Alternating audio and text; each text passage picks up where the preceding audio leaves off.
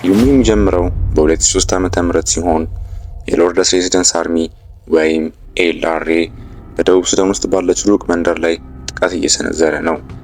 ኤልአርኤ እንዲሁም በመንደር ውስጥ ያሉትን አንዳንድ ልጆች እያፈናቀለ ወላጆቻቸውን በአማጽያኑ ፊት ለፊት በኃይል እንዲገደሉ ያደርጋል።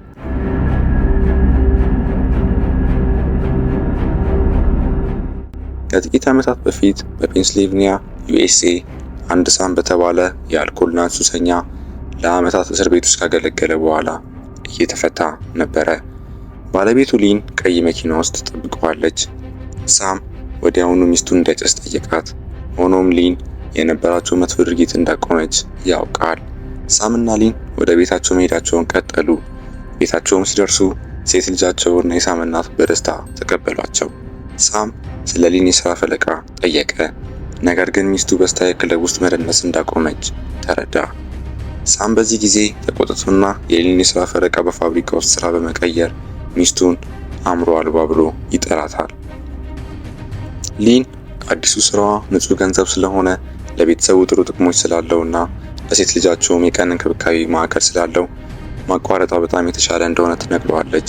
ነገር ግን ሳም ሊን ክርስቶስን እንደ ግል አዳኟ አድርጋ እንደተቀበለች ቀደም ሲል የሰራቻቸውን የተሳሳቱ እንቅስቃሴዎች ሙሉ በሙሉ ያቆመች መሆኑን ሲረዳ በቁጣ ቤቱን ለቆ በሞተር ወደ ጓደኛው ዶኒ ክለብ ይሄድና ወደ አነዛዥ እጩ ይመለሳል። ሊንና ሴት ልጇ በቤተ ክርስቲያን ውስጥ የምስጋናና የአምልኮ ስነ ስርዓት ሲከታተሉ፣ ሳም ግን አሁንም እጽና አልኮል እየወሰደ ነው። አንድ ምሽት ዶኒና ሳም በቤቱ ውስጥ ያለን የጎዳና ላይ ዕፅ አዘዋዋሪ ለመዝረፍ ወጥተዋል። ከፍተኛ ኃይል ያላቸውን የጦር መሳሪያዎች ታጥቀው ከፍተኛ መጠን ያለው መድኃኒትና ገንዘብ እንዳሰቡት ዘርፈው፣ ከዛም ዶኒና ሳም በከተማ ውስጥ አደንዛዥ ዕፅ እየወሰዱ መኪና እየነዱ ሳለ በአንድ ለማኝ አጠገብ ያልፋሉ። በዕፁ ተነቃቅተው ስለነበረ ያዝኑለትና ትንሽ እንዲሞቀው በማለት መኪና ውስጥ እንዲገባ ፈቀዱለት። ትንሽ እንደተዘዋወሩ ግን ለማኙ ስለታም ምላጭ አውጥቶ በዶኒ ጉሮሮ ላይ ያደርገውና ለመዝረፍ ይሞክራል። ሆኖም ሳም የለማኙን እጅ በፍጥነት ያዘው። ከዚያም ወዲያውኑ ለማኙን ለመውጋት ወደ ኋላ ወንበር ሄዶ ደጋግሞ በመውጋት ይገለዋል። ከዚያም ማንም ሊከታተለው በማይችል ቦታ ጣለው። በዚያውኑ ምሽት ሳም ስለተፈጠረው ነገር እያሰበ በጭንቀት ወደ ቤቱ ደረሰ። ሊን ከእንቅልፏ ትነቃና ሳም ያደረገውን ነገር አስተውላ ምን እንደተፈጠረ ጠይቀዋለች። ሚስቱ ከዛም ሳም ባጋጠመው ነገር ትደነግጥና ከሷ ጋር ወደ ቤተ ክርስቲያን እንዲሄድ ታሳምነዋለች። እዚያም በመጨረሻ ተቀመጠና መዳንን አገኘ። ሳም በፓስተሩና በቀሪዎቹ ሰዎች እግዚአብሔርን እያመሰገኑ ወደ ቤቱ ተመለሰ። ይህ በእንዲህ ሳለም የግንባታ ሰራተኛ ሆኖ ስራን አገኘ።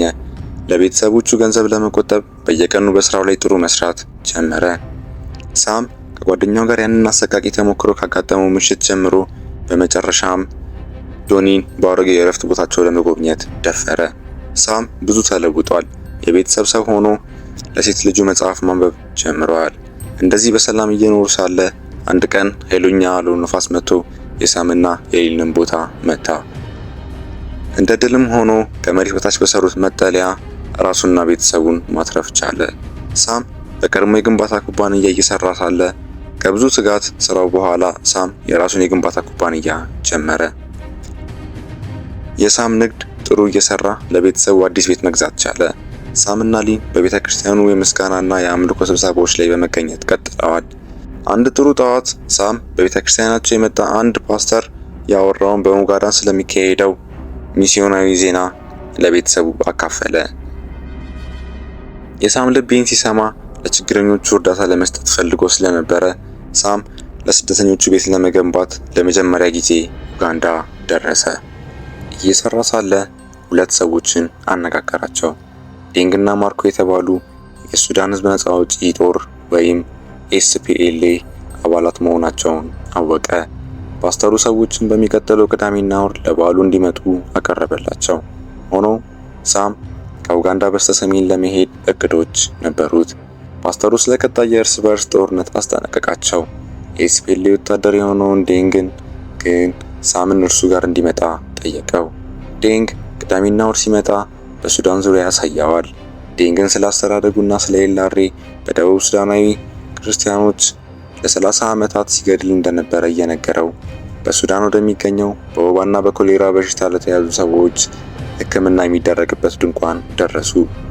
ዴንግ አንዳንድ ሰዎች ጋር ለመነጋገር ሲሄድ ሳም ቤንጅ በተባለች ሴት ዶክተር ታዞ አንዲት ከንፈር የሌላት ሱዳናዊ ሴትን ወደ ምርመራ ጠረጴዛ ላይ እንድታነሳ ይረዳታል።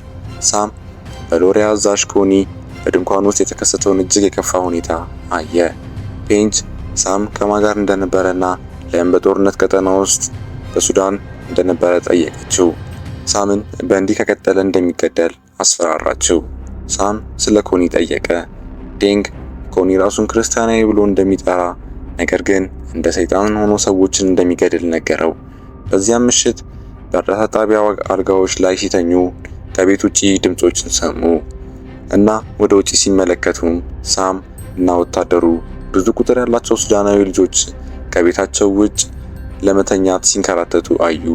ዴንግ ወላጆቻቸውን እዚህ እንዲተኙ እንደሚልኳቸው ምክንያቱም በራሳቸው መንደር ከመቆየት የበለጠ አስተማማኝ እንደሆነ ይነግረዋል።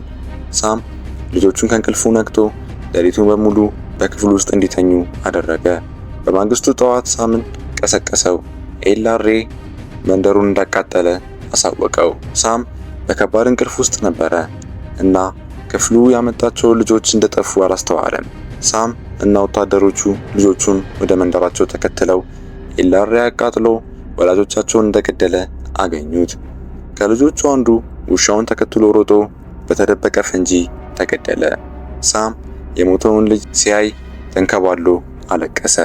ከዛም በኋላ ወደ ቤተሰቡ ተመለሰ። ሚስቱና ሴት ልጁ ተቀበሉት።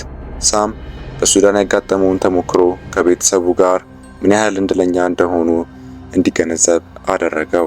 ሳም በዚያም ምሽት እቅድ ለማውጣት መተኛት አልቻለም። ሳም ከእግዚአብሔር የመጣ ራዕይ ተቀብሎ ለደቡብ ሱዳን ልጆች ሕፃናት ማሳደጊያ እንዲሁም ለሁሉም ሰው ክፍት የሆነች ቤተክርስቲያን ለመፍጠር አቀደ። ካጠናቀቀ በኋላ በቤተክርስቲያን ውስጥ መስበክ ይጀምራል። እናም የቀድሞ ጓደኛው ዶኒ እግዚአብሔርን እንዲያገኝ ረዳው። ሳም በኋላ ላይ ስፔሌዎች አዲስ መሳሪያዎችን ይዞ ወደ አፍሪካ ተመለሰ።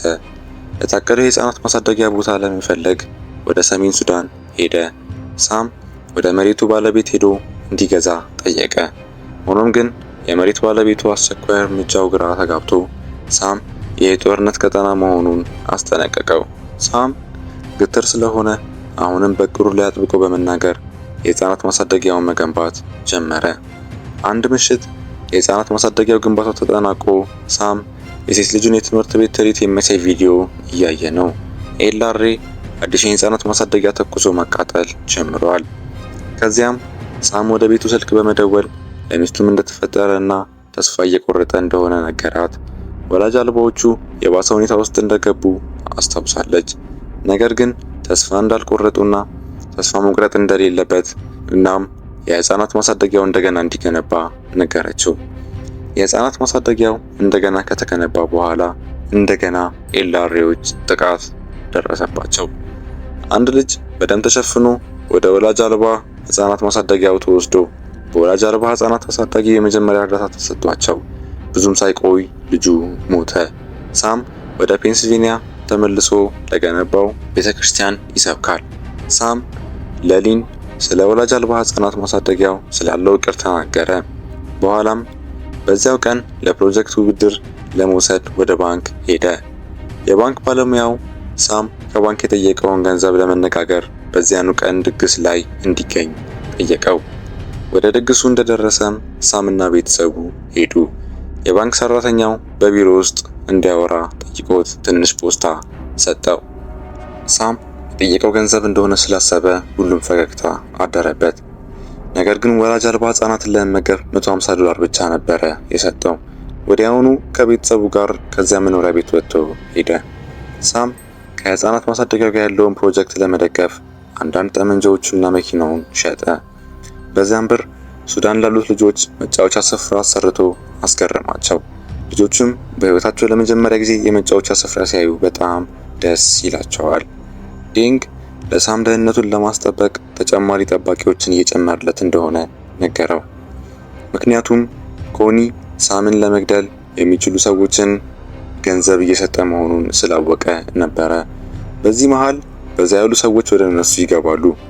ዴንግም ለሳም የሱዳን መሪ ወደ ቦታቸው እየቀረበ መሆኑን ይነግረዋል። መሪው ሳምን ስሙን ይጠይቀዋል። እናም ነጭ ሰባኪ ብሎ ሰየመው።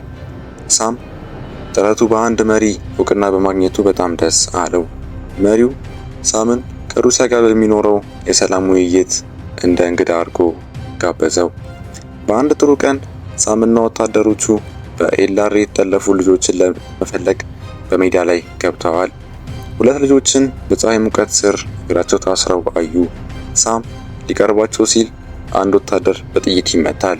በዚህ ጊዜ ልጆቹ ሳምን ለመግደል እንደ ማጥመጃ የተዘጋጁ መሆናቸውን ይረዱና ከጠራራ ጫፎች ተደብቀው ከኤልአርኤ ጥይት ያመልጣሉ። በማግስቱ ሳምና ወታደሮቹ ምግብና አቅርቦቶችን ወደ ደቡብ ሱዳን ለመውሰድ ወጡ። ፔጅ ስለ ተልእኮና ስለ ዓላማው እየጠየቀ በሳም ጥሩ የሳምራዊነት አመለካከት አልተማረከም እና የኤልአርኤ ቀጣዩ መሪ ኮኒ ሊሆን እንደሚችል አስጠነቀቀው።